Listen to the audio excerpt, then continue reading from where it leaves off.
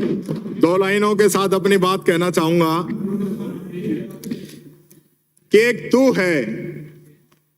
तू है जो मेरे कत्ल की कोशिश में था, एक मैं हूं जो तेरे लिए जेल में खाना लेके आया हूं। माननीय सभापति महोदय, सर्वप्रथम आपके माध्यम से माननीय मुख्यमंत्री जी को धन्यवाद देना चाहूंगा जो बजट के अंदर आज है, कल कोई और था, ये भी एक दौर है, वो भी कोई एक दौर था, दौर का इंतजार कर लेना महाराज। कुछ उसे गुमान है मेरी उड़ान कुछ कम है, मुझे यकीन है कि आसमान कुछ कम है।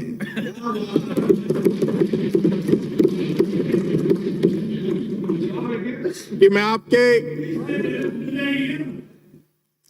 और साथ ही मैं आपके माध्यम से उन सभी माननीय सदस्यों को भी धन्यवाद ज्ञापित करता हूं कि जिन्होंने कारागार विभाग के संबंधित कटौती प्रस्ताव की चर्चा में भाग लिया और कटौती प्रस्ताव दिए हैं, और उन सबके द्वारा जो सुझाव आए हैं बहुत ही महत्वपूर्ण सुझाव हैं।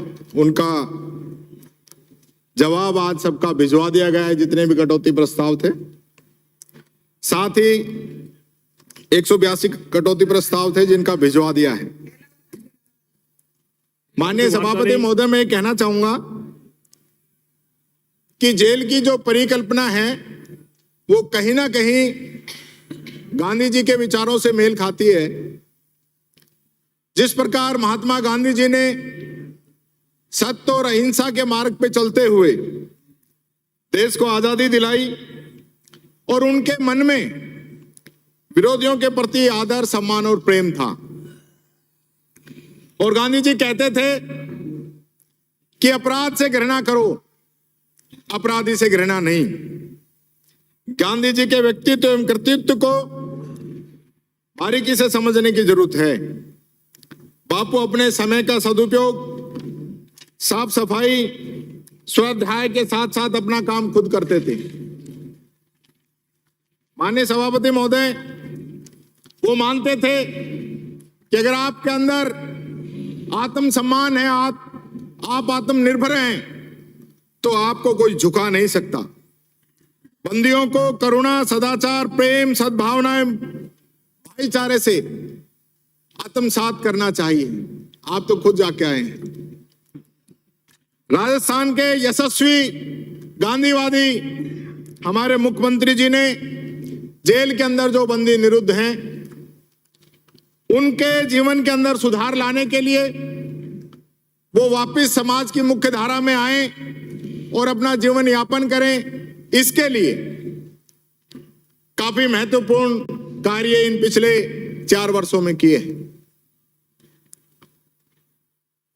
मैं माननीय सभापति महोदय, आज पूरे दिन की चर्चा के अंदर जिस प्रकार की बातें सम्मानीय सदस्यों ने रखी और ज्यादातर जगह एक डिमांड आ रही है कि थाने चौकी खोले जाएं, जेल खोली जाएं, और मैं देख रहा हूं कि जेलों की संख्या भी, थाने चौकियों की संख्या भी लगातार बढ़ती जा रही है। इसके लिए हम सदस्यों को अपने खुद के गिरेबान के अंदर भी झांकना पड़ेगा कि हम इस समाज को, इस देश को किस ओर लेके जा रहे हैं, किस प्रकार से लगातार अपराध बढ़ते जा रहे हैं, और अपराध को रोकने के लिए उन पे धारा लगाना, जेल में डाल देना उनका समाधान नहीं है। अगर हम इनको जब तक सार्वजनिक रूप से सभी दल बैठ के इसके बारे में चर्चा नहीं करेंगे कि आज हमारा समाज किस ओर जा रहा है, तो मैं समझता हूं ये संख्या इसी प्रकार बढ़ती रहेगी, इसी प्रकार से डिबेट चलती रहेगी। माननीय सभापति महोदय, मैं कहना चाहूंगा, सिरोही से आने वाले माननीय सदस्य ने एक बात कही थी कि पहले पिछले साल हमने बंदी रिहा किए और अब की बार हमने बंदी रिहा कम की। मैं माननीय सभापति महोदय, आपके माध्यम से कहना चाहूंगा कि हमारे समय में हमने जो समय पूर्वक रिहाई की है वो पहले की तुलना में, आज की तुलना में उसके अंदर दिन रात का अंतर है। पिछली सरकार के समय में कुल 84 बंदियों की समय से पहले रिहाई हुई थी और हमारे समय में हमने 835 बंदियों की रिहाई की, जो कि अपने आप में एक बहुत बड़ा अंतर दर्शाता है। माननीय अध्यक्ष महोदय, सभापति महोदय, मैं कहना चाहूंगा कि हमारे देवली से आने वाले सदस्य ने कहा कि लॉरेंस बिश्नोई गैंग राजस्थान की जेल से अपना कारोबार करती है। मैं सदन को यह जानकारी देना चाहूंगा कि राजस्थान की जेल के अंदर न तो वो व्यापार कर सका था न अपराध कर सका था, और वो यहां से शिफ्ट हो गया तिहाड़ जेल के अंदर। आज जितने भी जो घटनाएं हुई है वो तिहाड़ जेल से हुई है, राजस्थान की जेल से नहीं हुई। आप लोगों को शायद जानकारी नहीं है, आप लोगों ने मोबाइल की बात की कि यहां पे मोबाइल मिल रहे हैं जेल के अंदर। आपके समय में 4 साल के अंदर मात्र आपके समय में 1524 मोबाइल जब्त हुए थे आपके समय में, और हमारे समय में मात्र 656 मोबाइल जब्त हुए हैं। और मैं ये कहना चाहूंगा, सुनिए बात सुनिए, आपसे आधे से भी कम है। दूसरों पे आरोप लगाने से पहले खुद के गिरेबान के अंदर झांकना चाहिए। हमने तलाशी अभियान शुरू किया है, आपके समय में नहीं चलता था। माननीय सभापति महोदय, ज्वाइंट अभियान, जज साहिबान, पुलिस के लोग, कलेक्टर साहब के सहित जो तलाशियां हुई हैं, हमने पिछले 4 वर्षों में लगभग 21,000 जेलों के अंदर तलाशी अभियान चलाए, तब मात्र इतने ये बरामद हुए हैं। और ये मोबाइल क्यों आ रहे हैं? मोबाइल अंदर कैसे चल रहे हैं? आपके सरकार में तो जैमर लगे थे ना, तो ऐसे कैसे जैमर लगे जो मोबाइल चल रहे हैं? आपने इस प्रकार के जैमर लगाए कि वो कोई उपयोग नहीं आ रहे, उसके अंदर मोबाइल काम करता है। माननीय सभापति महोदय, हम लोग आने वाले समय में आपकी जो टेक्नोलॉजी थी, आपके जो जैमर थे, उन सबको बदल के हाई सिक्योरिटी के जैमर लगा रहे हैं, जिसके अंदर ये मोबाइल काम नहीं करेंगे। ये मैं सदन को आश्वस्त करना चाहूंगा। हमने जेल के, चिंता मत करो, पता नहीं कब आ जाओ आप भी भाई, ध्यान से शांत रहे। हाँ। प्लीज माननीय सभापति महोदय, हमने जेलों के अंदर सुधार के लिए एम्बुलेंसें लगाई हैं, वहां पे जो हमारे मरीज हैं उनके लिए। आपके समय में 11 एम्बुलेंस लगी, हमारे में 27 लग चुकी है और 10 इस बजट के अंदर घोषणा हुई है। मंत्री जी, आप भाषण को दें जवाब। माननीय सभापति महोदय, जेलों के अंदर नवाचार कर रहे हैं। पहली बार इस प्रकार का नवाचार किया गया कि जेल के अंदर राष्ट्रगान होता है। सारे कैदी व्हाइट ड्रेस के अंदर एक साथ खड़े होकर जब राष्ट्रगान गाते हैं तो उनको अंदर से देश की भावना उनके अंदर जागृत होती है। हमने हमारे अंदर जो दिव्यांगजन हैं, किसी न किसी रूप में बाधित हैं, उनके लिए हमने उपकरण मुहैया कराए। हमने बैसाखी, छड़ी, कान की मशीन, हाथ पैर, विकलांग संस्था जो महावीर सेवा संस्थान है उसके सहयोग से 277 लोगों के लिए, और पूरे राजस्थान के अंदर जितनी भी जेलें जहां से भी हमारी डिमांड आएगी हम उनको उपकरण उपलब्ध कराएंगे। माननीय सभापति महोदय, जेल के अंदर जो कैदी हैं उनके बारे में मेरे भी जेल मंत्री बनने से पहले मेरी भी कई प्रकार की भावनाएं मेरे दिल के अंदर होती थी, और मैं भी सोचता था कि पता नहीं किस प्रकार के हार्डकोर अपराधी हैं जो जेलों के अंदर बंद हैं। लेकिन जब जेल के अंदर हम गए हैं और देखा है तो ये महसूस हुआ है कि कुछ लोग जरूर हार्डकोर अपराधी हैं, लेकिन कुछ ऐसे लोग हैं जो किसी न किसी कारणवश, कोई गुस्से की वजह से अपराधी नहीं है लेकिन अपराध कारित हो गया, एक बार अपराध हो गया, इस प्रकार के लोग हैं।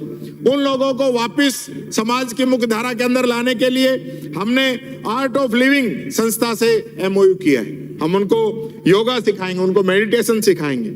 यहाँ पे जेल के जो बंदी हैं उनको हम चित्रकारी का प्रशिक्षण दे रहे हैं, और उनको 9 लाख रुपए की पेंटिंग उनकी बिकी, उनकी आमद हुई है।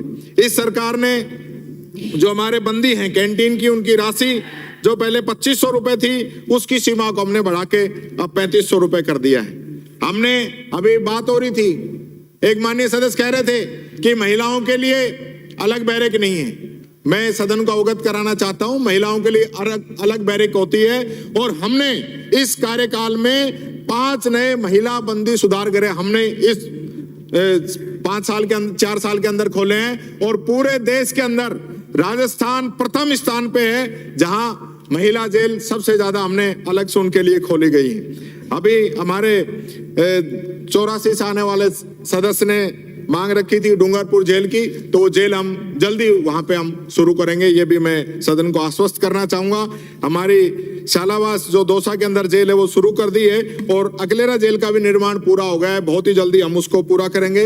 उदयपुर जेल की बात आई थी, वहां जगह की दिक्कत आ रही है, बहुत ही जल्दी हम जगह चिन्हित करके उदयपुर के अंदर भी नई जेल बनाने का काम कर रहे हैं। और सिरोही से आने वाले माननीय सदस्य भी कह रहे हैं, तो वहां भी हमने नई जेल स्वीकृत की है, डीपीआर की हमारी घोषणा हो गई है। आप जल्दी जमीन उपलब्ध कराएंगे तो हम सिरोही के अंदर भी नई जेल इसके अंदर बनाएंगे। माननीय सभापति महोदय, एक सबसे बड़ी महत्वपूर्ण जो डिमांड है ज्यादातर सदस्यों ने जिसके लिए कहा है और उनके साथ मैं भी खड़ा हूं, वो है वेतन विसंगति की। जो जेल प्रहरी और पुलिस के जो कांस्टेबल हैं उनके अंदर जो अंतर आए वो कहां से आया है, उसकी शुरुआत कहां से हुई है, किन लोगों ने उनसे वादा किया था 2017 के अंदर, किन लोगों ने उनसे कमेटी बना के और उनको मंजूरी दी थी कि आप ये अपने जो अनशन कर रहे हैं इसको तोड़िए और हम इसको लागू करेंगे, सिग्नेचर करके दिया था, आप लोगों ने नहीं किया। मैं आपको ये आश्वस्त करना चाहूंगा कि माननीय मुख्यमंत्री जी ने इस चीज को बहुत ही गहराई से लिया है और बहुत ही जल्दी वो इस पे काम कर रहे हैं, सहानुभूति पूर्वक हम इस पे विचार करते हुए, और इसमें भी हम जो हमारे जेल प्रहरी भाई हैं इनकी मदद हम करेंगे। मैं साथ के साथ ये भी कहना चाहूंगा कि इस साल हमने जो मुख्य प्रहरी हमारे हैं उनका वेतनमान हमने हेड कांस्टेबल के बराबर हमने कर दिया गया है। साथ के साथ जो हमारे कई जगह टॉयलेट्स की जो बात बताई है उसके लिए लगभग सभी जगह उपलब्ध है, लेकिन कई जगह की कमी की वजह से नहीं हो पा रहे हैं। आप लोग जहां भी सुझाव देंगे हम वहां पे आप लोगों की मदद करेंगे, मैं आपको कहना चाहूंगा। साथ के साथ में जो हमारा बंदी है वापस समाज की मुख्य धारा के अंदर आए, इसके लिए हमने सबसे अधिक जो है खुला बंदी शिविर हमने लागू किए और पूरे देश के अंदर राजस्थान का पहला स्थान है। और पहला स्थान ही नहीं सभापति महोदय, राजस्थान लगभग आधे हिस्से के अंदर पूरा राजस्थान है और आधे हिस्से के अंदर पूरा देश है। ये हमारे लिए बड़े गर्व और गौरव की बात है कि हम उन अपराधियों को खुले के अंदर वापस, जिनका अच्छा व्यवहार है, उनको हम वहां पे भेज रहे हैं। साथ के साथ समय पूर्व रिहा करना, ये हमारे यहाँ पे सबसे अधिक है। और एक नवाचार जो हमने किया है माननीय सभापति महोदय, पेट्रोल पंप का, हम जयपुर के अंदर बहुत ही सफलतापूर्वक पेट्रोल पंप यहाँ पे हम चला रहे हैं हमारे कैदियों के माध्यम से। और वो पेट्रोल पंप मैं समझता हूँ आसपास के किसी पेट्रोल पंप की इतनी सेल नहीं होगी जितनी सेल हमारे यहाँ पे इस पेट्रोल पंप की है। और इसके साथ साथ हम 6 पेट्रोल पंप बहुत ही जल्दी और शुरू कर रहे हैं और उनका जो प्रॉफिट आता है वो भी बंदियों पे ही हम खर्च करते हैं। साथ के साथ मैं ये भी कहना चाहूंगा माननीय सभापति महोदय कि जो अनुशासनहीनता करते हैं जो बंदी, उनको हम हाई सिक्योरिटी जेल के अंदर भेजते हैं। साथ के साथ इनके कौशल के लिए, विकास के लिए हम निरंतर प्रयासरत हैं। इनके लिए ट्रेनिंग सेंटर, कहीं हमारे जो कैदी हैं कहीं कूलर बना रहे हैं, कहीं एलईडी के बल्ब बना रहे हैं, कहीं गलीचे बना रहे हैं, अलग अलग प्रकार के काम कर रहे हैं। और ताकि वो पैसा जो कमाते हैं वो उनको जब वो रिहा होते हैं उस समय हम उनको भुगतान करते हैं। साथ के साथ मैं ये भी कहना चाहता हूँ, एक नवाचार हमारे यहाँ पे हुआ है माननीय सभापति महोदय कि हमारे यहाँ पे जो कैदी आते हैं वो कई कैदी ऐसे जो पढ़ना लिखना नहीं जानते, वो उनको साक्षरता अभियान भी हम चला रहे हैं। इस प्रकार से उनका धन्यवाद लेटर भी उन कैदियों ने हमें वापस लिख के भेजा है। शायद कोई ये चीजें हो सकता है विपक्ष के लोगों को तो बड़ी अजीब सी लगेंगी कि इस प्रकार के काम ये कर रहे हैं, लेकिन ये जो नवाचार हैं जो राजस्थान के अंदर हुए हैं, ये शायद देश में कहीं दूसरी जगह पे हो रहे हो। यहाँ कैदियों को साक्षर से लेकर ITI, कॉलेज शिक्षा, डिप्लोमा, ये सारी चीजें भी हम उनको करा रहे हैं। और पहला ऐसा स्टेट पूरे देश के अंदर राजस्थान बना है जहां ई प्रिजन की शुरुआत हुई है। हमारे 2019 के बाद में जितने भी कैदी हैं, 2019 में हम इसमें कंप्लीट हमने कर लिया था। सारे कैदियों का जो डाटा है वो हमारे पास ऑनलाइन रिकॉर्ड सबका उपलब्ध है। इसके अंदर राजस्थान देश के अंदर अग्रणी है। मैं साथ के साथ ये भी कहना चाहूंगा, कैदियों को पौष्टिक भोजन, ई मुलाकात, वीडियो कॉन्फ्रेंसिंग के साथ साथ चिकित्सा की सुविधा और ये सारी चीज भी हम उपलब्ध करा रहे हैं। चूरू से आने वाले माननीय सदस्य ने ई प्रिजन बिल की, जो हमारा प्रिजन बिल है उसके लिए बात की, तो बहुत ही जल्दी वो हमारा जारी होगा। और हमारे उसके रूल्स हैं वो 12 दिसंबर 22 को हमने अधिसूचित कर दिए हैं। तो एक अपने आप में मैं समझता हूँ एक बहुत बड़ा जेल के अंदर ये कार्य इसका किया जाएगा। साथ के साथ माननीय सभापति महोदय, मुझे एक बात पे ऐतराज हो रहा है जो मैं कहना चाहूंगा कि अभी चूरू से आने वाले माननीय सदस्य ने ये कहा कि आधा % वोट इधर से उधर हो गए और आप लोग जीत गए, और आपने सीधा इशारा किया शेड्यूल कास्ट की ओर कि SC के लोगों ने आपको वोट नहीं दिया और इसलिए आप लोग चुनाव हार गए। ये आपकी मंशा दिखाता है कि आप दलितों के खिलाफ हो, SC कास्ट के खिलाफ हो। जिस प्रकार से आपकी मंशा है, ये चीजें गलत है। आप जिस प्रकार से टारगेट करते हो, और SC तो कभी भी आपकी जो डिक्शनरी है उसके अंदर रहा ही नहीं। आपको तो जो कुछ है वो दिखाने के लिए आप SC के घर खाना खाने जाते हो, तब भी वो घर चुनते हो जहाँ गंदगी नहीं हो, वहां भी बर्तन साथ लेके जाते हैं। इस प्रकार की इनकी जो मानसिकता है वो मैं यहाँ पे बताना चाहूंगा। और साथ के साथ मैं ये भी कहना चाहूंगा, हमारे जो सुजानगढ़ से आने वाले सदस्य ने जो सुजानगढ़ में कारागार के लिए कहा है, उप कारागार के लिए, तो वो हमारे यहाँ पे विचाराधीन है। हम प्रयास करेंगे कि जल्दी वो हो। और क्योंकि सारे साथी पीछे लगे हुए हैं मेरे कि जल्द से जल्द मैं खत्म करूं 2 लाइनों के साथ, और मेरा जो है बचा हुआ जो वो मैं टेबल करूंगा कि हमारी जेल में जो काम हुआ है ना, उसके बाद हालत ये है कि रिहाई की गुजारिश नहीं करते हैं ये कैदी, कि रिहाई की गुजारिश नहीं करते हैं कैदी। इश्क की जेल में जमानत कैसी। धन्यवाद सभापति महोदय। शांति कुमार धारीवाल।